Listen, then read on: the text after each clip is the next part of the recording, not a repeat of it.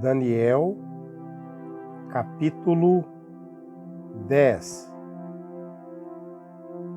No terceiro ano de Ciro, rei da Pérsia, Daniel, chamado Beltesazar, recebeu uma revelação. A mensagem era verdadeira e falava de uma grande guerra. Na visão que teve, ele entendeu a mensagem. Naquela ocasião, eu, Daniel, passei 3 semanas chorando. Não comi nada saboroso, carne e vinho nem provei. E não usei nenhuma essência aromática, até se passarem as 3 semanas. No 24º dia do primeiro mês, estava eu em pé junto à margem do grande rio, o Tigre. Olhei para cima e diante de mim estava um homem vestido de linho, com um cinto de ouro puríssimo na cintura. Seu corpo era como berilo, o rosto como relâmpago, os olhos como tochas acesas, os braços e pernas como reflexo do bronze polido, e a sua voz era como o som de uma multidão. Somente eu, Daniel, tive a visão, mas foram tomados de tanto pavor que fugiram e se esconderam. Assim fiquei sozinho, olhando para aquela grande visão. Fiquei sem forças, muito pálido e quase desfaleci.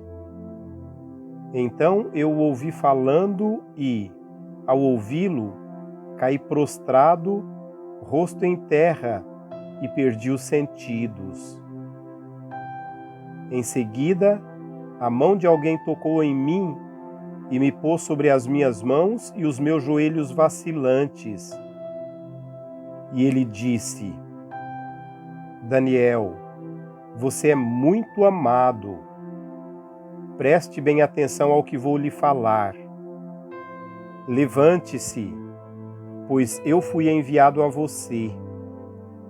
Quando ele me disse isso, pus-me em pé, tremendo.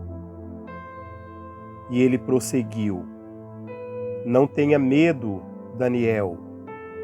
Desde o primeiro dia em que você decidiu buscar entendimento e humilhar-se diante do seu Deus, suas palavras foram ouvidas, e eu vim em resposta a elas. Mas o príncipe do reino da Pérsia me resistiu durante 21 dias. Então Miguel, um dos príncipes supremos, veio em minha ajuda, pois eu fui impedido de continuar ali com os reis da Pérsia. Agora vim explicar-lhe o que acontecerá ao seu povo no futuro, pois a visão se refere a uma época futura. Quando ele me disse isso, prostrei-me, rosto em terra, sem conseguir falar. Então um ser que parecia homem tocou nos meus lábios, e eu abri a minha boca e comecei a falar. Eu disse àquele que estava em pé diante de mim: Estou angustiado por causa da visão, meu Senhor, e quase desfaleço. Como posso eu, teu servo, conversar contigo, meu Senhor? Minhas forças se foram e mal posso respirar. O ser que parecia homem tocou em mim outra vez e me deu forças. Ele disse: Não tenha medo, você que é muito amado. Que a paz seja com você. Seja forte. Seja forte. Ditas essas palavras, sentei-me fortalecido e disse: Fala, meu Senhor, visto que me deste forças. Então ele me disse: Você sabe por que vim? Tenho que voltar para lutar contra o príncipe da Pérsia e, Logo que eu for, chegará o príncipe da Grécia, mas antes lhe revelarei o que está escrito no livro da verdade. E nessa luta ninguém me ajuda contra eles, senão Miguel, o príncipe de vocês.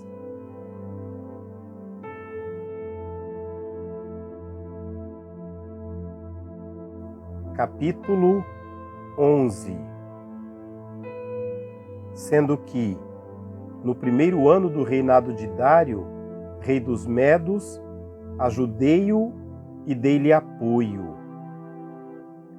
Agora, pois, vou dar-lhe a conhecer a verdade. Outros 3 reis aparecerão na Pérsia, e depois virá um 4º rei, que será mais rico do que os anteriores. Depois de conquistar o poder com sua riqueza, instigará todos contra o reino da Grécia. Então surgirá um rei guerreiro, que governará com grande poder e fará o que quiser. Logo depois de estabelecido, o seu império se desfará e será repartido para os 4 ventos do céu. Não passará para os seus descendentes, e o império não será poderoso como antes, pois será desarraigado e entregue a outros. O rei do sul se tornará forte, mas um dos seus príncipes se tornará ainda mais forte do que ele e governará o seu próprio reino com grande poder. Depois de alguns anos, eles se tornaram aliados. A filha do rei do sul fará um tratado com o rei do norte, mas ele não manterá o seu poder, nem ele conservará o dele. Naqueles dias, ele será entregue à morte com a sua escolta real e com o seu pai e com aquele que o apoiou. Alguém da linhagem dela se levantará para tomar-lhe o lugar. Ele atacará as forças do rei do norte e invadirá a sua fortaleza. Lutará contra elas e será vitorioso. Também tomará os deuses deles, as suas imagens de metal e os seus utensílios valiosos de prata e de ouro, e os levará para o Egito. Por alguns anos ele deixará o rei do norte em paz. Então o rei do norte invadirá as terras do rei do sul, mas terá que se retirar para sua própria terra. Seus filhos se prepararão para a guerra e reunirão um grande exército que avançará como uma inundação irresistível e levará os combates até a fortaleza do rei do sul. Em face disso, o rei do sul marchará vitorioso para combater o rei do norte, que o enfrentará com um enorme exército, mas, apesar disso, será derrotado. Quando o exército for vencido, o rei do sul se encherá de orgulho e matará milhares, mas o seu triunfo será breve. Pois o rei do norte reunirá outro exército maior que o primeiro. Depois de alguns anos voltará a atacá-lo como um exército enorme e bem equipado. Naquela época, muitos se rebelarão contra o rei do sul. E os homens violentos do povo a que você pertence se revoltarão para cumprirem essa visão, mas não terão sucesso. Então o rei do norte virá, construirá rampas de cerco e conquistará a cidade fortificada. As forças do sul serão incapazes de resistir. Mesmo que as suas melhores tropas não terão forças para resistir. O invasor fará o que bem entender. Ninguém conseguirá detê-lo. Ele se instalará na terra magnífica e terá poder para destruí-la. Virá com o poder de todo o seu reino e fará uma aliança com o rei do sul. Ele lhe dará uma filha em casamento a fim de derrubar o reino, mas o seu plano não terá sucesso e em nada o ajudará. Então ele voltará a atenção para as regiões costeiras e se apossará de muitas delas. Mas um comandante reagirá com arrogância à arrogância dele e lhe dará fim. Depois disso, ele se dirigirá para as fortalezas de sua própria terra, mas tropeçará e cairá, para nunca mais aparecer. Seu sucessor enviará um cobrador de impostos para manter o esplendor real. Contudo, em poucos anos ele será destruído, sem necessidade de ira nem combate. Ele será sucedido por um ser desprezível, a quem não tinha sido dado a honra da realeza. Ele invadirá o reino quando o povo se sentir seguro e se apoderará do reino por meio de intrigas. Então um exército avassalador será arrasado diante dele. Tanto o exército como um príncipe da aliança serão destruídos. Depois de um acordo feito com ele, agirá traiçoeiramente e com apenas um pequeno grupo chegará ao poder. Quando as províncias mais ricas se sentirem seguras, ele as invadirá e realizará o que nem seus pais, nem seus antepassados conseguiram. Distribuirá despojos, saques e riquezas entre seus seguidores. Ele tramará a tomada de fortalezas, mas só por algum tempo. Com um grande exército juntará suas forças e sua coragem contra o rei do sul. O rei do sul guerreará mobilizando um exército grande e poderoso, mas não conseguirá resistir por causa dos golpes tramados contra ele. Mesmo os que estiverem sendo alimentados pelo rei tentarão destruí-lo. Seu exército será arrasado e muitos cairão em combate. Os dois reis, com seu coração inclinado para o mal, sentarão à mesma mesa e mentirão um para o outro, mas sem resultado, pois o fim só virá no tempo determinado. O rei do norte voltará para a sua terra com grande riqueza, mas o seu coração estará voltado contra a Santa Aliança. Ele empreenderá ação contra ela e depois voltará para a sua terra. No tempo determinado, ele invadirá de novo o sul, mas desta vez o resultado será diferente do anterior. Navios da região da costa ocidental se oporão a ele, e ele perderá o ânimo. Então despejará sua fúria contra a Santa Aliança e, voltando, tratará com bondade aqueles que abandonarem a Santa Aliança. Suas forças armadas se levantarão para profanar a fortaleza e o templo, acabarão com o sacrifício diário e colocarão no templo o sacrilégio terrível. Com lisonjas, corromperá aqueles que tiverem violado a aliança, mas o povo que conhece o seu Deus resistirá com firmeza. Aqueles que são sábios instruirão a muitos, mas por certo período cairão a espada e serão queimados, capturados e saqueados. Quando caírem, receberão uma pequena ajuda, e muitos que não são sinceros se juntarão a eles. Alguns dos sábios tropeçarão para que sejam refinados, purificados e alvejados até a época do fim, pois isso só acontecerá no tempo determinado. O rei fará o que bem entender.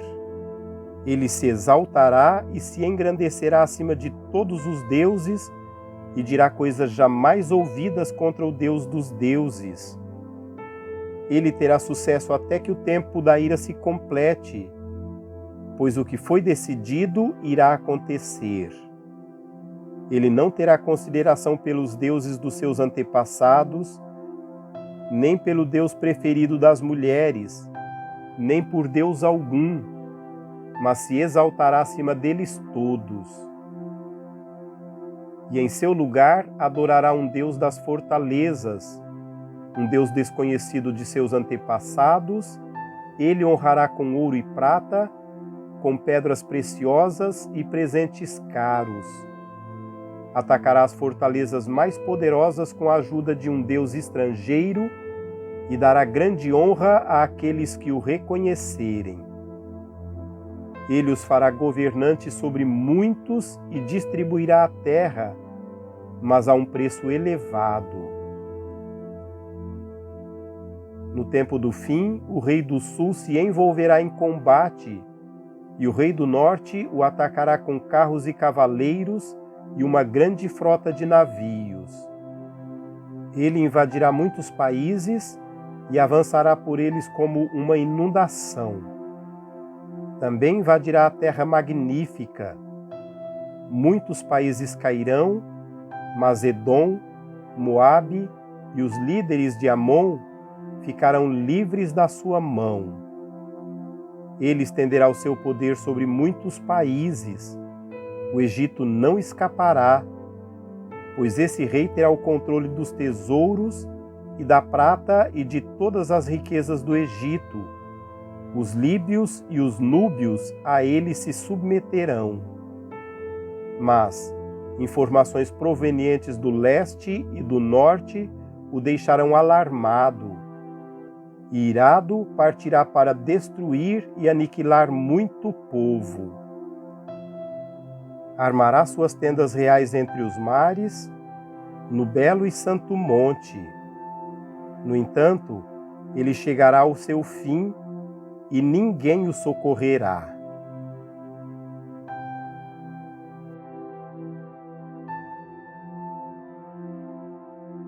Capítulo 12. Naquela ocasião, Miguel, o grande príncipe que protege o seu povo, se levantará. Haverá um tempo de angústia como nunca houve desde o princípio das nações até então. Mas naquela ocasião o seu povo, todo aquele cujo nome está escrito no livro, será liberto. Multidões que dormem no pó da terra acordarão, uns para a vida eterna, outros para a vergonha eterna, para o desprezo eterno. Aqueles que são sábios reluzirão como o fulgor do céu, e aqueles que conduzem muitos à justiça serão como as estrelas para todo o sempre. Mas você, Daniel, feche com o selo as palavras do livro até o tempo do fim. Muitos irão por todo lado em busca de maior conhecimento. Então eu, Daniel, olhei, e diante de mim estavam 2 outros anjos, um na margem de cá do rio e outro na margem de lá. Um deles disse ao homem vestido de linho que estava em cima das águas do rio: quanto tempo decorrerá antes que se cumpram essas coisas extraordinárias? O homem vestido de linho, que estava acima das águas do rio, ergueu para o céu a mão direita e a mão esquerda, e o ouvi jurar por aquele que vive para todo sempre, dizendo: haverá um tempo, tempos e meio tempo.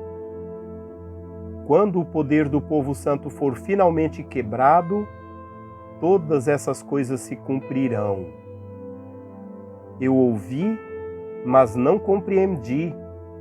Por isso perguntei: meu Senhor, qual será o resultado disso tudo? Ele respondeu: siga o seu caminho, Daniel, pois as palavras estão seladas e lacradas até o tempo do fim. Muitos serão purificados, alvejados e refinados, mas os ímpios continuarão ímpios. Nenhum dos ímpios levará isso em consideração, mas os sábios sim. Depois de abolido o sacrifício diário e colocado o sacrilégio terrível, haverá 1290 dias. Feliz aquele que esperar e alcançar o fim dos 1335 dias. Quanto a você, siga o seu caminho até o fim. Você descansará e, então, no final dos dias, você se levantará para receber a aliança que lhe cabe.